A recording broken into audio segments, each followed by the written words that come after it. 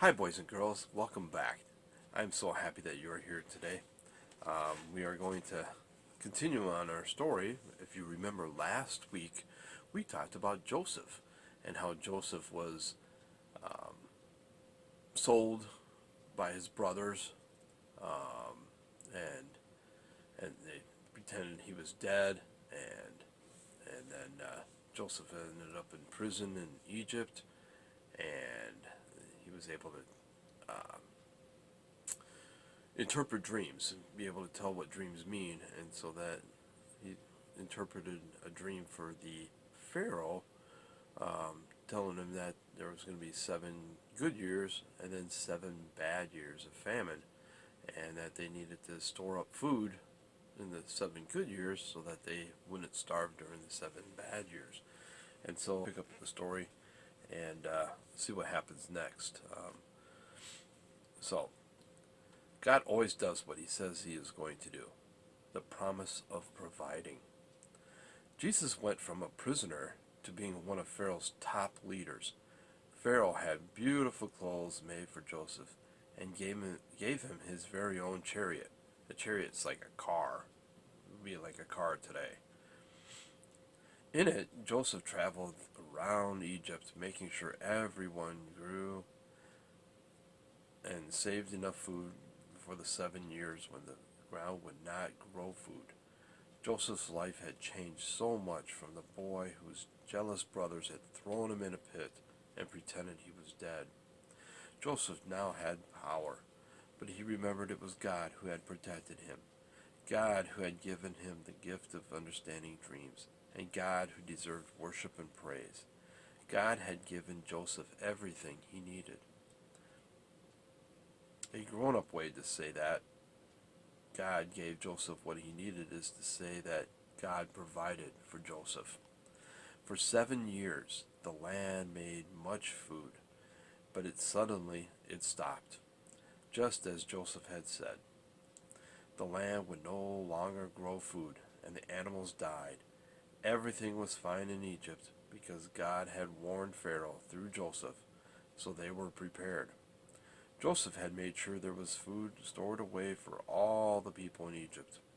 In fact, he had made sure there was even a little extra stored away for people from other surrounding lands, because he knew that they too would be hungry and would hear that there was food in Egypt. Pharaoh wanted to make sure that the Egyptian people got their food first, and that all other food was given out fairly. So he put Joseph in charge of making sure that only those who were approved by Joseph received any of the stored food. Pharaoh knew that they had to make it last 7 whole years, or they would starve. And there's Joseph there, making sure that there's enough food. Meanwhile, Joseph's father, Jacob, and his 11 brothers still lived far away. They had not known that a time would be coming without food, so they were running out of food and starving. Joseph's Joseph's father heard that there was food for sale in Egypt, so he gathered his sons and told them to go to Egypt and buy some grain. The father was still so sad thinking Joseph was dead, so he kept one son, Benjamin, safe at home. Jacob had never forgotten Joseph and loved him deeply. Joseph's brothers arrived in Egypt and were brought in before Joseph to ask to buy grain. Joseph recognized his brothers immediately, but they did not know who he was in his fancy Egyptian clothing. They bowed down low before him, and Joseph remembered his dreams of them bowing before him. He saw that his father was not there and that one of his brothers was also missing, so he wanted to test his brothers. When they asked to buy grain, Joseph told them they were spies. They tried to tell him that they were not spies, that they had money, and that they had to return with grain so their father and younger brother back home, or else they would all starve. Jesus put them in prison for 3 days while he considered what to do. While in prison, Reuben reminded his brothers about how they had sold Joseph. He told his brothers that they were starving and in prison because of that sin. Reuben said all this in front of Joseph because he didn't know that Joseph could speak their language or understand them. But he heard and he understood. And here we have a picture of Joseph and his brothers bowing down to him, just like he had dreamed. When Joseph heard Reuben speak with sadness over how they had treated him, he had to turn away from them because he had begun to cry. Even though he had trusted God when his brothers had been so mean to him long ago, it still hurt him very much. And those tears came quickly. Joseph still wasn't sure if they were telling the truth about Benjamin and their father. But if they were, well, then he knew what he had to do. And meanwhile, as promised, God had done exactly what he had said he would do. He had brought 7 good years, and now the 7 hard years. And he had brought Joseph's brothers to bow before him. And now those brothers had to wait. And there is the picture of the brothers talking in prison, and Joseph turning away so he could cry.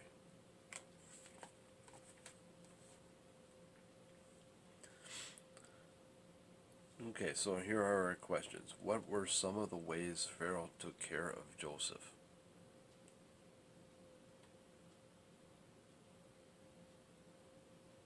Remember, he was given a car, or a chariot, and he was given fancy clothing, and basically was made in charge of everything. What did Joseph's father ask his brothers to do?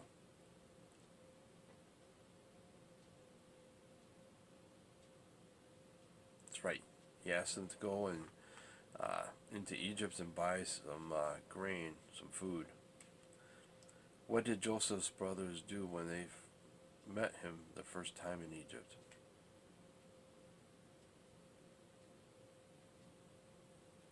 That's right. They bowed down before him and they asked to buy some food. And what do you think Joseph is going to do with his brothers?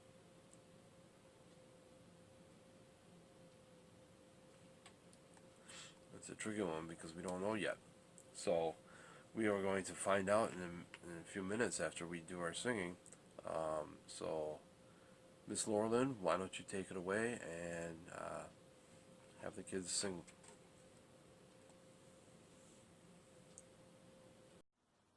Hi everyone, thanks for the story, Brian. Are you kids ready to praise God with our songs together? Let's get started.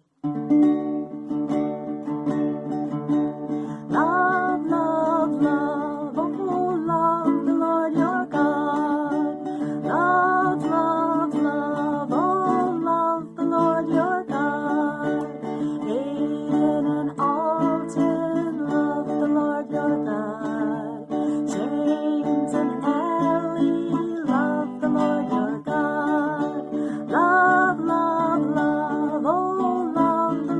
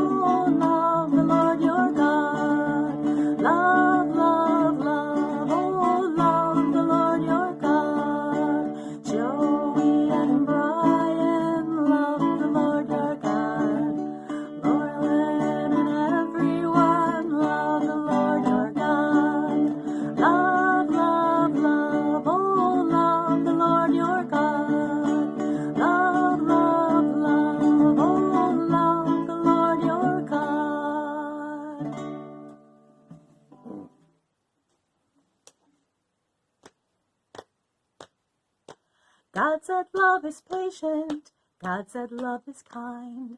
God said love is patient, love is kind. God said love is patient. God said love is kind. God said love is patient, love is kind. Make yourself small and whisper, love is patient, love is kind. Sit up and clap your hands and say it, love is patient, love is kind. Raise your to the sky and sing it, love is patient, love is kind. God said love is patient, God said love is kind. God said love is patient, love is kind. God says love is patient, God says love is kind.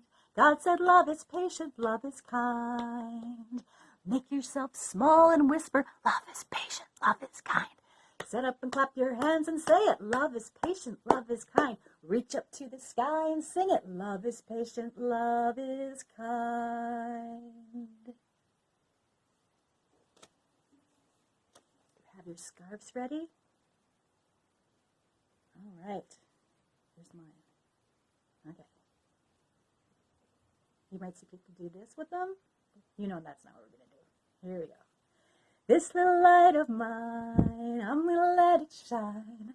This little light of mine, I'm going to let it shine, let it shine, let it shine, let it shine. Hide it under a bushel. No, I'm going to let it shine. Hide it under a bushel. No, I'm going to let it shine, let it shine, let it shine, let it shine. Won't let Satan put it out. I'm going to let it shine. Won't let Satan put it out. I'm going to let it shine, let it shine, let it shine, let it shine. This little light of mine, I'm going to let it shine. This little light of mine, I'm gonna let it shine, let it shine, let it shine, let it shine. Good job.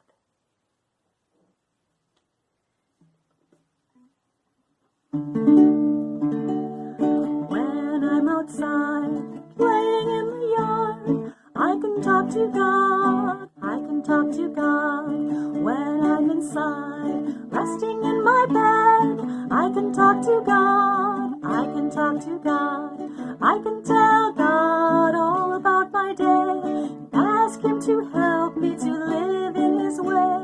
Then I love you is what I say, 'cause I can talk to God anytime. When I'm at home and I can't play with my friends, I can talk to God, I can talk to God.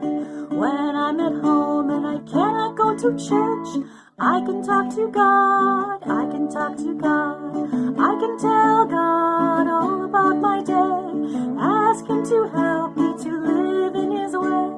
Then I love you is what I say, 'cause I can talk to God anytime. I can talk to God anytime. I can talk to God anytime. Well, let's get finished up. Here we go. Oh, how I love Jesus.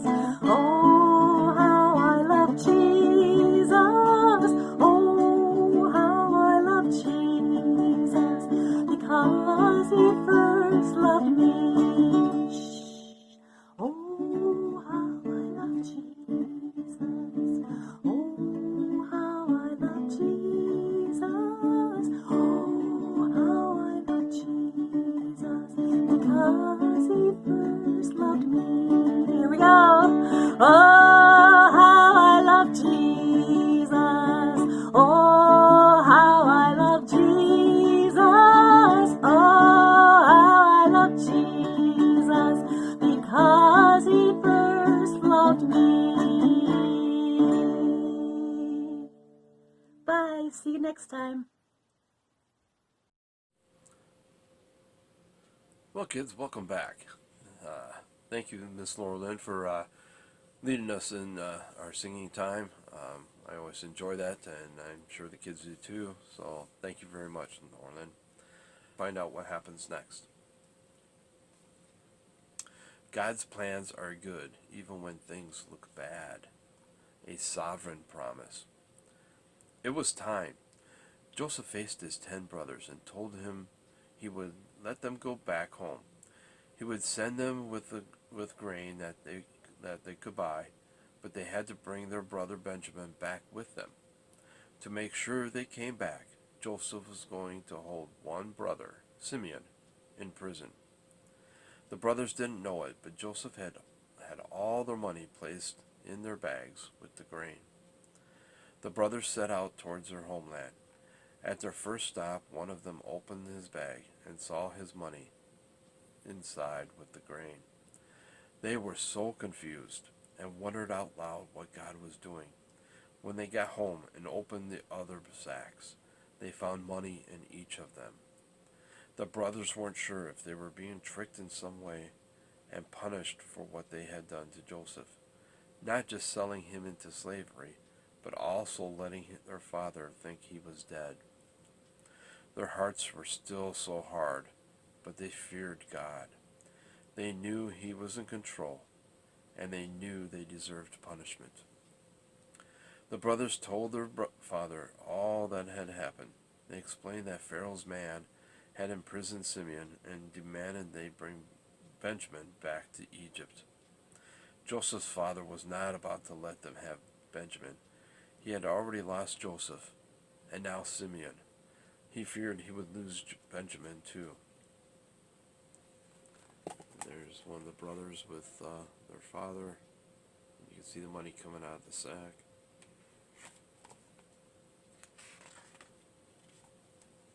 But when the grain ran out, Joseph's father gave up and told the brothers they could take Benjamin. But the father said they should also take a gift of honey and nuts back to Pharaoh's leader, along with double the money. They could tell the leader how the last money had ended up in their sacks. The father pleaded with them to get Simeon back and return with Benjamin too. The brothers did as their father asked, and soon they were standing in front of Joseph once again. He saw Benjamin and knew that they had been telling the truth. He had a meal prepared for them to eat together, and he began to ask about their father. When they said he was alive, Joseph was overwhelmed with happiness. He looked at Benjamin. Joseph was back together with all his brothers. Yet he still wasn't sure if they could be trusted, so he decided they needed one more test. Joseph told his men to place a silver cup in Benjamin's bag. Then the next day he gathered the brothers and sent them back home, along with Simeon. But Joseph asked his servant to go after his brothers and stop them. The servant said, "Someone has stolen my master's silver, and whoever it is will have to become a servant in the house of Pharaoh forever." The brothers promised they had not stolen anything, but when the cup was found in Benjamin's bag, they all were brought back before Joseph. Judah immediately began to plead with Joseph not to take Benjamin. He told Joseph how his father had already lost one son, and that his father would die if he lost Benjamin. He told Joseph that if someone must be taken as a servant, to please take Judah and let Benjamin go home to their father. Joseph could not hide his feelings anymore. He told all his servants to leave, so that only he and his brothers remained. Once they were alone, he immediately began to weep and cried out, "I am Joseph. It is my father Jacob. Is my father Jacob truly still alive?" His brothers were at first afraid because they knew what they had done to Joseph. But Joseph told them not to be afraid or upset. He believed God had sent him to Egypt to save all their lives by being able to store the grain for the land. He said that it wasn't really his brothers who had sent him to Egypt, but God who had sent him there. He explained that God was in control of it all, and that he had a great plan. Joseph sent the brothers back home with all sorts of food, and told them to bring their father back. Joseph explained that he was now a man of power, of great power, and would be able to give them land in Egypt and take care of them like never before. His brothers did as he commanded, and when their father saw all that Joseph had sent, wagons of food and supplies, and when he realized that his long-lost son was alive, the father's heart softened, and he worshipped God with thankfulness like he had not in years. No one ever could have imagined how Joseph's life was going to turn out when his brothers sold him. But God always knew, and God was always in charge. This is a grown-up, super important thing for you to know about God. He is sovereign, which means he is in charge of every single thing that happens. He isn't just in charge of what happened to Joseph. He's in charge of what happens in your life too. He already knows every single adventure he has planned for your whole life. And there is Joseph telling his brothers who he really is.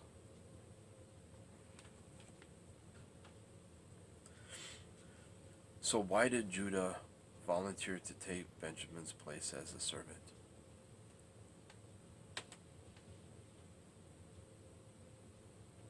Yeah, that's kind of a tricky one to answer. He did it because he loved Benjamin, and he knew his father would be heartbroken if Benjamin didn't come back.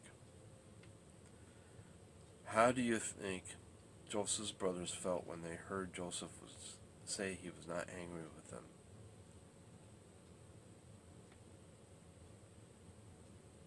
Yeah, they were probably a little shocked and a little bit relieved because they thought they were going to be punished.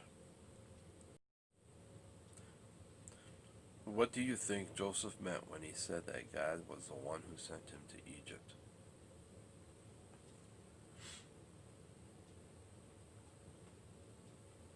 Right, God is in charge of everything, so God knew that he needed somebody there to take care of the grain and all that, and he appointed Joseph to do that job. He was grooming Joseph to become a leader. And who stayed with Joseph all the way through this story and was the one to whom Joseph always listened? That's right, that was God. Joseph had a soft heart for God and always listened to God. And so that ends our story time for today. Thank you, kids, for coming. Come back in 2 weeks. Next week is Thanksgiving, so we're not going to meet next week.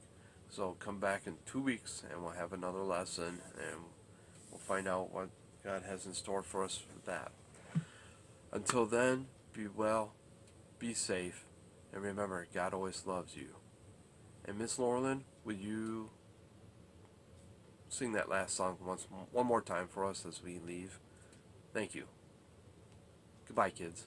We'll see you in 2 weeks.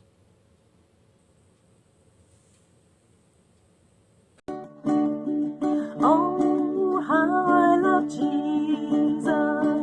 Oh, how I love Jesus. Oh, how I love Jesus. Because he first loved me. Oh, how I love Jesus. Oh, how I love Jesus. Oh, how I love Jesus. Because he first loved me. Here we go. Oh, how I love Jesus. Oh, how I love Jesus. Oh, how I love Jesus. Because he first loved me.